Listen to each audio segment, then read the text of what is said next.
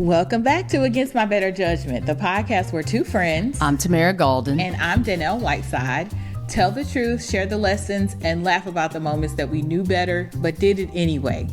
Each week, we share real stories about our lives, about the times that life surprised us, stretched us, or just straight up humbled us, and the lessons that we learned along the way. And this season is titled Just Because. Today's episode will be Just Because I'm Nice Doesn't Mean That I'm Weak or a people pleaser. Okay, that should be interesting. All right, but before we jump in, how was your week? You know, gearing up for Juneteenth around the corner. My parents came to town and they have been asking about the Black Rodeo for a while. Yeah. And those tickets, once I learn about it, once I learn about the date, the tickets are always gone. So y'all got the hottest ticket in town because we didn't get to go because of that. So as soon as I heard about the tickets this year, I jumped on them. So did that. It was great. If you've never done it, it's in, despite how it's spelled, it's in Shelbyville, Tennessee. And I will tell you, there was a 10-year-old that could have she came so close. She beat out 90% of the adult women. Oh, wow. So it was very impressive. Like I said, I recommend it. It was really something to see. Yeah, my mom's been trying to get us to go for the last 2 years. And like I said, when we looked, the tickets are sold out. And so she was like, well, next year you would have graduated. So we'll do that for your graduation. And, so we're going to do it next year. Now, there is not a bad seat in the house. Oh, really? No, okay. There's not a bad seat in the house. I will say, get there early just to strategize. Yeah. Because, usually lower towards the front is the best seat. It's probably only the best if you're not behind where the Bulls and Cowboys come out, and if you're on the very front row anywhere else. Otherwise, because the stadium seating doesn't go up so high, really the higher you are is probably better because you can see everything. And there's not even there's not a nosebleed seat because of the way in which this is clearly designed for rodeos. Okay. And Shelbyville, of course, the home of the Tennessee walking horse. Yep. That's what they do out there. So they done it well. Well, so good. I think the boys are going to love it too. So we're definitely going to do that next year. Yeah. So and I saw Representative Justin Jones. Oh yeah. He actually rode a horse. Oh cool. So he rode a horse. I got a picture with him, and I'm curious now that after I took the picture, I'm like, there was another person taking a picture. Like, there was a picture with my phone, but there was like a professional person taking a picture. You're gonna be in somebody's paper. Am. So I thought about that after the fact. So we'll see. So How was your weekend? It's been super busy, and I'll tell you why later. We were supposed to record yesterday, but something happened, and I will tell you about that in my Against My Better Judgment segment. But otherwise, since we had to reschedule recording, today has been just a super busy day. We went to church, and then we went to a birthday party at Urban Air in Old Hickory, Tennessee from 1 to 3. And then we had another birthday party at Urban Air, but in Cool Springs from 3 to 5. But the same place. The same place, but very clear across the county. So what does Urban Air do? Well, it's a trampoline park. Okay, gotcha. So two kids' birthdays, and so my boys are probably worn out. That's true. Not. So anyway, I'm tired. And so I just feel all off, and I'm going to have to go back to work tomorrow, and I'm going to be tired. Yeah, you got to go. But you got to go. So, wow. Anyway. All right. We made it, though. We made it. We made it. Yeah, we made it. I'm glad you're here. Yes. So just because I'm nice doesn't mean I am a pushover. Correct. Or a people pleaser. A people pleaser, nor weak. Or weak. Okay. All those things. And, it's interesting because as I thought about this one, I've not always been nice. Oh, you've talked about that a little bit. Yeah. You were a bully. Well, we don't have to bring that part up. But, I think when I thought about being nice versus not, it was a cognitive choice of like, okay, it was for protection. It was to give me additional freedoms. It was just in the neighborhood. I grew up in a neighborhood full of a lot of boys. And so you just learn to do what the boys are doing. And that was not nice. oh no, not for me. It made me, the boys were nice, but it made me be mean so that they can see that I can do this, right?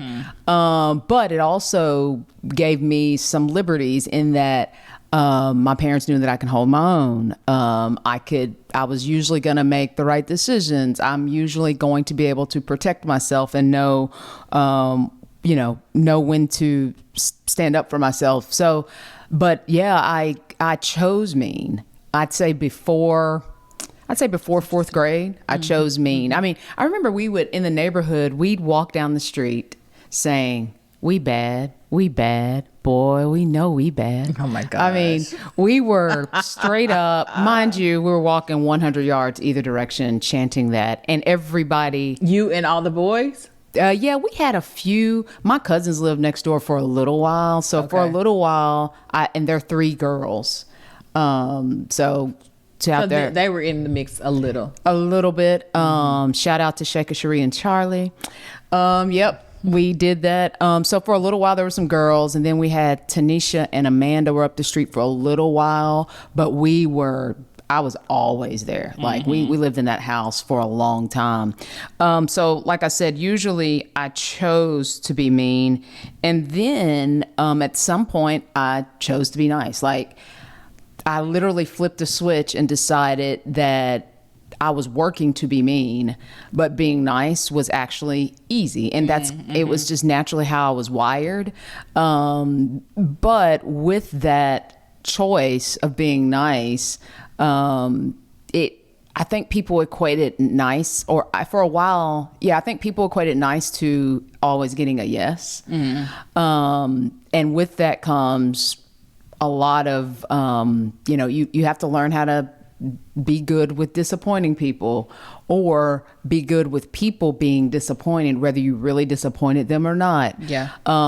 So, that choice of being nice came, like I said, it was easy for me, but I didn't feel bad when I said no. I didn't feel bad when people acted as though they were disappointed because I said no.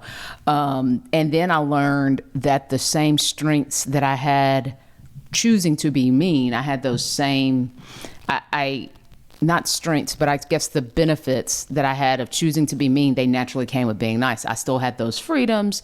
I still had safety because I had more allies and people kind of that had my back.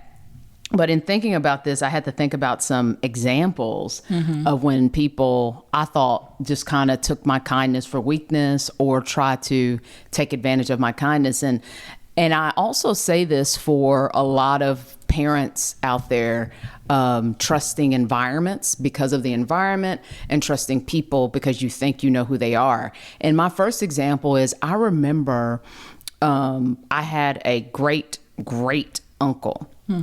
And he was a good bit older. Yeah. He was a good bit older than my great aunt. And so he was eventually in a nursing home, and she went to see him in the nursing home every day. Were they married? Yes. Okay. Oh, yes. And she went to I know if they were brother and sister or married. Oh, no, I'm sorry. They were married. Okay. And she went to see him every day. At the nursing home. And usually on Sundays, we'd go with her, or I'd go with her because we'd go after church almost every Sunday.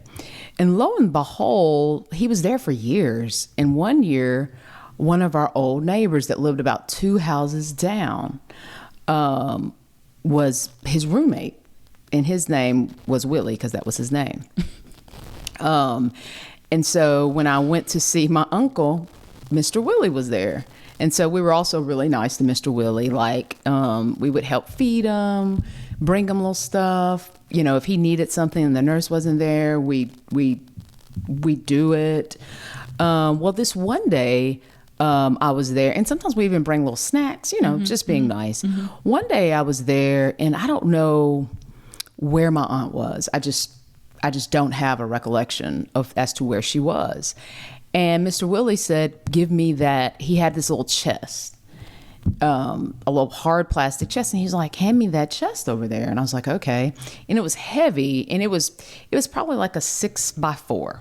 Okay. Hard plastic chest. And it was heavy. And I gave it to him. And he opened it. It had all kinds of change, like quarters, nickels, dimes, pennies, like a ton of change.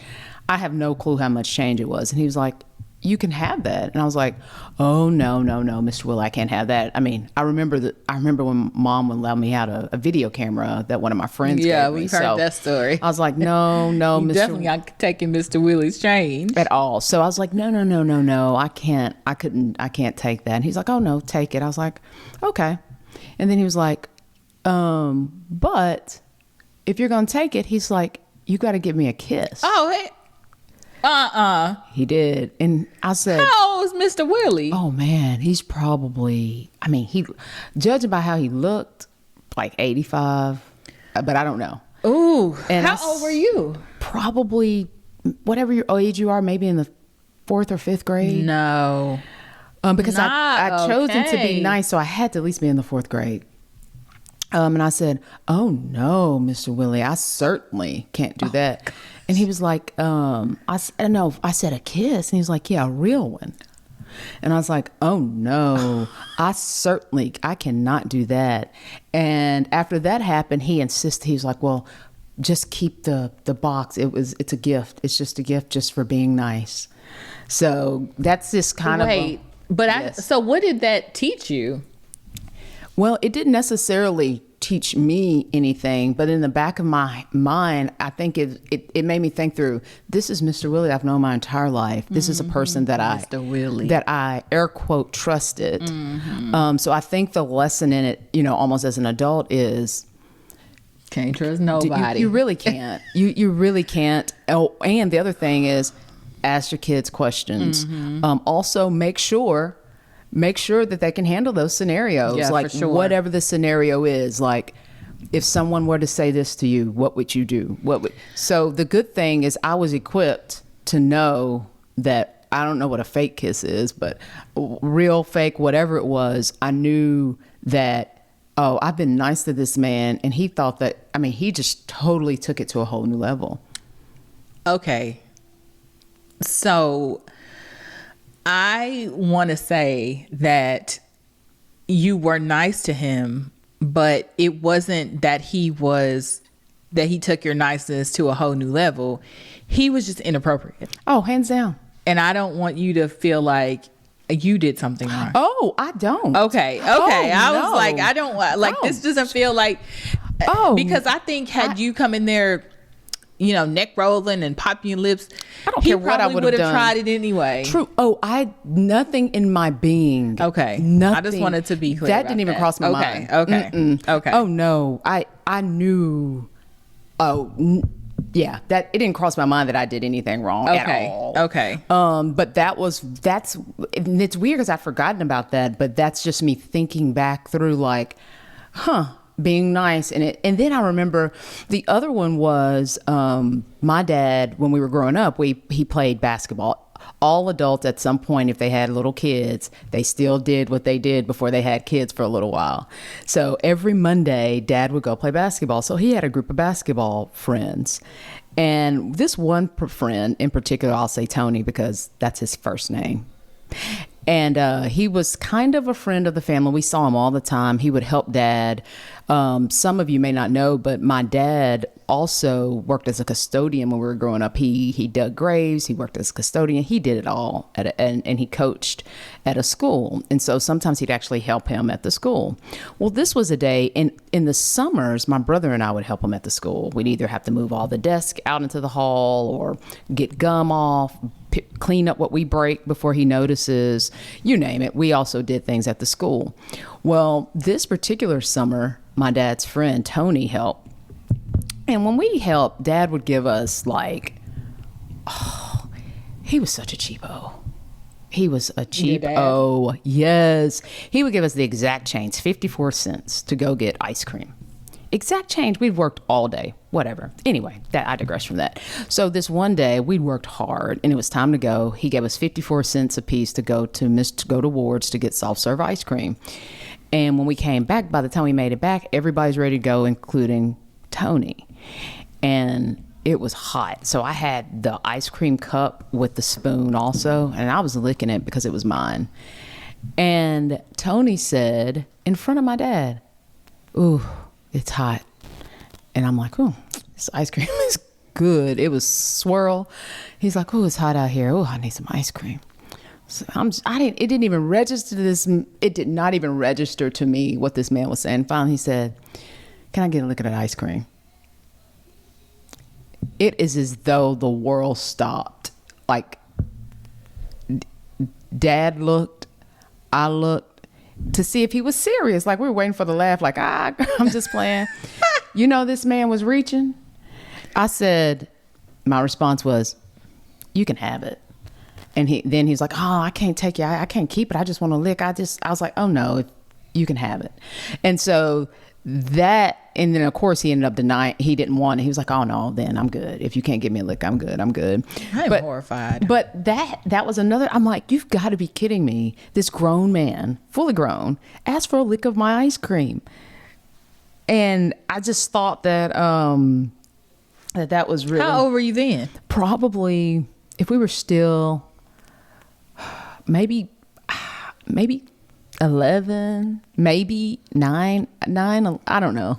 Young. So many problems with this story. Yes. These stories. Yes. And then I think of the other realm where kindness for weakness comes is probably in the professional world. Mm-hmm. And that's really where I was going to start. Because a lot of times, especially as an attorney, it's almost like people think I almost have switch personalities. It's like, because when I'm in work mode and business mode, like people, they think, "Oh no, the funny and all that stuff, that's out the door. It's time for business." But it's really unique also when you are managing people. Right. And you're managing people that were your friends and your colleagues and your coworkers before you got a promotion, et cetera, et cetera. And I just remember the first time that I had to do like a write-up on someone. And it's as though their feelings were hurt. You know, it was as though, you know, "We're not friends. How can you?" Well, no, I can, because you're right. We're not friends. I am your leader. We have a business professional relationship, and this is very objective here. And those, to me, those were very difficult. It wasn't difficult for me to be nice. That process was quite difficult, because I think in that people just assumed that the things that they complained about when we were just co's, they thought that they could then confront me about those things in a non-professional way. Yeah. And those are things that, you know, you just have to nip in the bud early. And not only do you have to nip it in the bud early, but after we have addressed it, the next day we are still going to have a professional environment. When you come in and I say good morning, you're going to say good morning. Or you're going to say something. You're going to throw up your hand. You're going to say, "Dog, kiss my foot." You're going to give me a response. So I think that is probably the other thing or time where, you know, your niceness can be misconstrued. Goodness gracious. Wow. It's a lot for me to reflect on. But as you were talking, I had some stories that I was just jotting down. Because we don't, like, when we prepare for these things, like, if I know I have the, you know, lead story today, like, I won't tell her so that she can have authentic reactions and vice versa. So I was thinking about kindness being taken for weakness as a little girl. And kind of to the same, there was like this man at church who used to like pinch my cheeks or ask me to sit on his lap. And at some point I just told my mom, like, because I was a very sweet girl. You know, I was raised by a mom who was a Southern belle, if you will, who, you know, instilled in me those values of being ladylike and, you know, being respectful. And at church, I'd be like, everyone would say, okay, keep being sweet, you know. So I was a very sweet girl. And I think that this particular man, while I can't say that he did anything overtly, like ask me to give him a kiss, like I would have been freaked out, but he would do things that made me feel uncomfortable. Like he would sing songs to me. Like one time he was singing Michael Jackson, Leave Me Alone, and he would pinch my cheeks, or he would ask me to sit on his lap. And so at one point I told my mom, I was like, I just don't feel comfortable around this man. And actually she and I were just talking about this the other week, because she confronted him. And she was like, hey, my daughter is saying that you're doing these things. Please respect her boundaries. And maybe she didn't use boundaries, but she said, like, please leave her alone. And he did. And I told her just a couple weeks ago, like, thank you, because, you know, I'm pretty sure you've heard stories, and I've heard plenty where people or young women would tell, or girls would tell that somebody was making them feel away, and then the adults in their life minimized what they were feeling. Absolutely. And didn't respect what they were saying as their truth. So I told her, thank you. And so I think that, you know, just being a sweet girl, and in a world where girls are not protected, and sort of being, you know, manipulated for being sweet and nice, you know, you just have to be very, very careful. So you know, thank you for sharing that story. And then another time, like, I don't think I'm nice. I think you're nice because I feel like, yeah, you're nice. So I'm a person that I want to be I want you to, the things I want you to say about me after having encountered me or knowing me is that I'm genuine, I'm generous, and I'm invested in you as a person. And like, you know, like, I hope that you would be able to say that about me. That's what matters. But I don't want you to say I'm not. I don't care if you say I'm nice or not. You may not care, but so sounds like you have what is it about being nice? So I think that people do take niceness for weakness, and I just don't think I'm a weak person. And so but that's not true. Like, it's not true that nice is weak. Yeah. Well, no, that's right. I guess. So what you're saying is, you can still be nice, but people don't have to take I'm saying take it back. Like, take the word back. Because really, I equate nice to kindness. Because I am kind, correct, I would say. Yeah, and that's what I'm saying. I think I equate nice to kindness. I think of nice as generosity. I think of nice as all the things you've said. But the reality is nice is not weak. Yeah. Like, and that's when people get their feelings hurt. Yeah. Well, I will tell you this one story. I had two, but I'll tell you one. So I went to visit, I was out of town in a city where I have cousins. And these are not the cousins that I was just about to ask. I'm like, so you wouldn't meet the cousins? They're not the same cousins. Right. But anyway, so I told them I was coming into town, and they were like, oh yeah, let's meet up. So I was staying at a friend's aunt's house, because I forget, I was there for graduation, either a wedding or something. But anyway, so I stayed at a friend's aunt's house, and they picked me up. They were like, well, you know, one of your free evenings, we'll come get you and we'll go out to eat. So I'm like, okay, cool. So we went to when they picked me up, they were like, well, where do you want to go? And I was like, well, you know, I'm in your town. So like, you know, tell me where where should we go? And they were like, oh, well, let's just go. They started naming off some places, and then they finally were like, well, let's just go to Chipotle. So I was like, okay, that's fine. When was this? This was 8 or 9 years ago. Chipotle. So we get to Chipotle, which is cool, you know, and they go first in the line in order. And so it gets to me, and, you know, I get my food or whatever, because hopefully you're familiar with how Chipotle is. It's kind of like a cafeteria line, really. You pick what you want and you keep moving. And when they get to the register, they're like, oh man, I don't have my money. I was like, okay. So I paid for them to eat. I felt so used. I felt incredibly used. Yeah. Actually, I have another story too about this. Yep. And so I think, so maybe that's where, because this other story that's coming to mind is also around money, like someone perceiving that you, okay, so here's what I'm identifying. Someone perceiving that you have something and that you will be nice enough to give it to them. Yeah. And so this other one, I have to tell this story because it's really funny, and then we can move on. So I did pay for my cousins, but I felt so used, and I was like, I'm never, like, that's, for me, that's it. Like, we're not doing that again. Okay, but I was in college. I was talking to this guy, and one night he came to my room, and he was like, hey, I want to go, I'm hungry. I want to go to Taco Bell. I've already eaten. It's like 9:00 at night. So I'm like, yeah, I'll catch you. I'll just ride with you or whatever.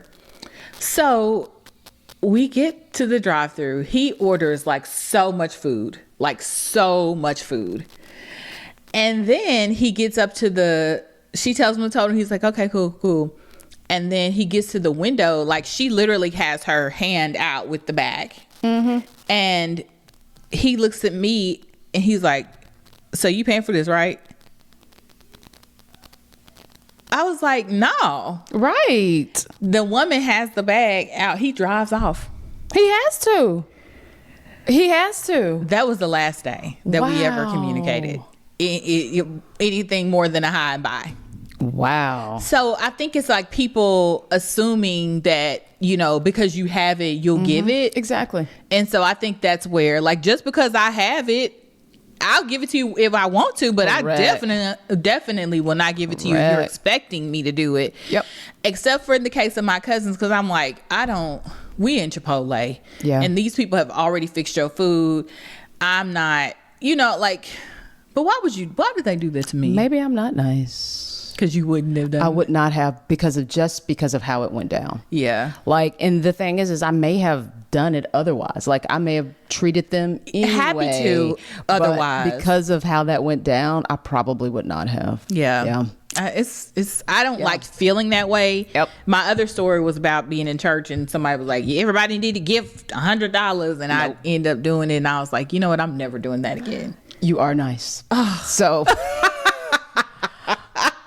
because that's just nice. It's not weak. It's just nice. I mean, it is, like I said, I'm the type of person that if I have it and I want to get, it's in my heart to give it to you, I will. Yep. Like, I give you $100 just because I want you to have it, but I don't want to be manipulated into giving it to you. Like, that's the worst you could do to me. I agree. Like, it's bad. So, yep. and that's probably going to be your last. Like, I won't fool with you. Yeah, no, seriously. So. Like, not again. Nope. I mean, in all of the 3 of those stories, that's it. No, you're not getting nothing else out of me. Sorry, not sorry. So yeah. Oh, what a great segment. Yeah. Thank you for bringing that. I mean, I know that people probably struggle with, like, when should they say yes? When do they allow their kindness or niceness to be abused? And always it needs to be on your terms. Like, you should never be abused in your kindness. Correct. It needs to be on your terms. Period. So, okay, this we'll be the judge segment where we give our qualified yet unqualified opinion. And so this one comes from Leslie. She says, someone gave me a gift that is absolutely not my style. I appreciate the thought, but I will never use it. How long do I have to keep it before I can re-gift it without guilt? I will say, you said Leslie? Mm-hmm. So, hey, Leslie, I used to have this thing. If someone gave me something, re-gifting it, I used to think that it was just kind of tacky and rude and uncouth. I really had a problem with it, and you had a problem re-gifting something if someone gave it to me. That did not last forever, because now what I do think, and this is solely me, Leslie, there's not a book about this, I do think when someone gives me something, my response is thank you, because the fact of the matter is they didn't have to give it to me. They didn't even have to think of me. And I think just that thought of thinking of me and giving it to me is great. So I tend to say thank you. Now, with regifting, I do think that part of the thank you is that I'm going to make sure that your money does not go to waste. I am going to re-gift that nonsense. I really am. And I'm going to move on, because what you can do is give me something. What you cannot do is ask me where it is every time you walk into my face. Every time I look in your face, you're asking me, where it's not yours. You gave it. Correct. And so you gave it to me to do what I want to do with it, put it where I want to put it, or re-gift it, and I will. Now, I will say recently I had a friend re-gift something that I gave her, and I've seen it. You've seen the person they gave it to? Yes, with it. It tripped me out. And what makes it so bad is it was like a really thoughtful gift. It was a group of us. I gave everybody one in the whole group. It was really thoughtful. Like, it was a really neat, cool gift. And then I saw it, and I said, when I saw it, of course, I'm like, because this is just tacky. And this same friend has given me back a gift before. So I'm like, hey, noted. Like, there are just some things you just got to know. It's like, okay, you don't want them, noted. So with this, I had to say, I'm like, is that you said something? Yeah, I was like, does that person have the bag that I gave you? I had to. I mean, because it was just beyond rude. And so I was like, yeah, that's it. Like, that was the response. So, Leslie, do it, but be ready in case somebody calls you out on it. Yeah, I'm going to say that if someone gives me a thoughtful gift, I will not re-gift that, because I appreciate the thought that went into it. If I get a gift card, I'm re-gifting that sucker. You can cool believe. If I get something that's like, I don't know, something that just doesn't reflect me at all, like you could have given the same gift to me and Tamara and the person down the street, I don't have a problem re-gifting that. What I want to make sure, though, is that I don't re-gift it back to the same person who gave it to me. Yeah. Because that would be not good. But I get it from the best, because my mom re-gifts everything. If it's not a gift that is tailored to her, like if she is not clear about why you gave this to her, she's re-gifting it. And so I don't feel bad about re-gifting something, because for me, like, you're passing on joy, like it's still got a fresh life by someone who might appreciate it. If someone gave me something and it's really not for me, but I know someone that it is for, like, I think, they'll appreciate that. Like, my best friend just gave me some earrings that somebody gave her, and I love them. So I'm like, oh, thank you, but I'm going to take back that Chipotle gift card that I was going to give you for your birthday. Girl. Yeah. I know somebody who needs it more than I do. Full circle. Anyway. So yeah, Leslie, there you have it. Yeah. Do what you got to do. Okay. So we are going on to Against My Better Judgment. Yes. It's all you, Danielle. Okay. So look, your hair looks fantastic. Thank you. It's really, it's probably one of the better. It looks really good. I appreciate that. Yeah. Well, you guys will see it in different ways, because this is my summer style, braid season. Summertime fun. Yes, I am. So with those fake eyebrows. So what has girl? Go ahead. Hush. Hater. So I was supposed to be getting my hair done on Tuesday. Like this past Tuesday. The day after Memorial. Okay, I'm with you. Yes. Yeah. Or was it? Or maybe Wednesday. Anyway. Because I had already been to work one day. So Wednesday. And the woman who does my braid, she comes to my house. She comes to she'll do my hair at my house. She'll do the boys' hair at our house. And she's there once a month, at least, to do their hair. Does she do all of y'all's on the same day? No, she'll do the boys on the same day, and then sometimes she'll do me like a couple weeks later. Like, we're not on the same cycle. So, but we're never like not there. We're never not on time. Like, we are always there, And so this Wednesday, I'm sitting. The appointment's at 9 a.m. It's like 9:03 and I'm sitting on the couch, and I just happen to doze off. And while I'm waiting, I'm sitting on the couch waiting on her to arrive for our 9 o'clock appointment. Because she's usually like between getting there right on time or like 10, 5 or 10 minutes, Okay. a normal grace period window. So I wake up, it's like 9:30. I didn't even realize that I had fallen asleep. Okay. So I checked my phone and she had texted me like around like 9:13. It's like, hey, am I still doing your hair? I'm here. And apparently she rang the doorbell, but I didn't hear it because I fell asleep. Home alone? Yeah. So against my better judgment, I sat on the couch waiting on her. Wow. And I was tired and I fell asleep. And so then I guess she had gone somewhere. And she was like, well, I'm sorry because I have a hard stop at 4. So I don't want to start on your hair and not be able to finish. So I can't do your hair today. Mind you, I had taken my hair down. I have, it was ready to be done.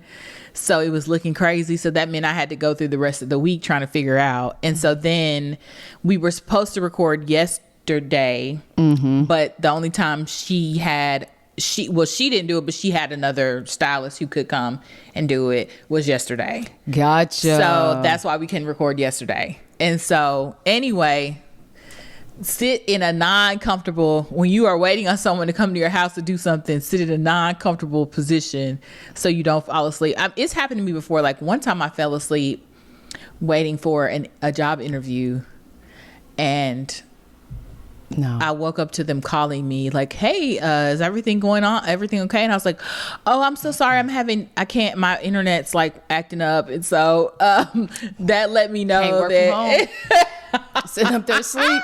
Can't work from home. So wow. Maybe your lesson is maybe nobody can leave you home alone. Well, you have an appointment. I tend to be tired because of my life. And so, like I said, I should have just sat in an uncomfortable chair and waited instead of sitting on the couch and kicking my feet up and putting a little blanket on my legs. Flat out sleep. Yeah. But I also was like, why didn't she call me? Because I'm always... Don't twist this here. I know, but I'm like... I don't know why she didn't call you, but we're not going to twist this. We are not going to. Love you, girl, if she watches. Sorry, because you had to make a drive and then go wherever else. But it ended up working out, and we were able to reschedule our time, even though it made for a really busy day for me today. But I got my hair done. Looks great. Thank you. Great. So anyway, what's your takeaway today? I really think that first off, I'll even start with I'll go backwards because of Leslie and this regifting thing. It's just don't put too much time in it, but you better think through. If someone is giving you a thoughtful gift, just think through if you decide to regift that. And then as far as niceness for weakness, I think we just always have to remember, stay in character, whatever our character is, stay true to that, but also be able to stand up for yourself, make right decisions, and be flat out good with them, but still always stay in your character. If you're a nice person, be that. Yeah. I will say my takeaway is be as nice as you want to be. Yep. When it gets to the end of what you want, then stop being nice. Correct. Don't let somebody take advantage of you being nice.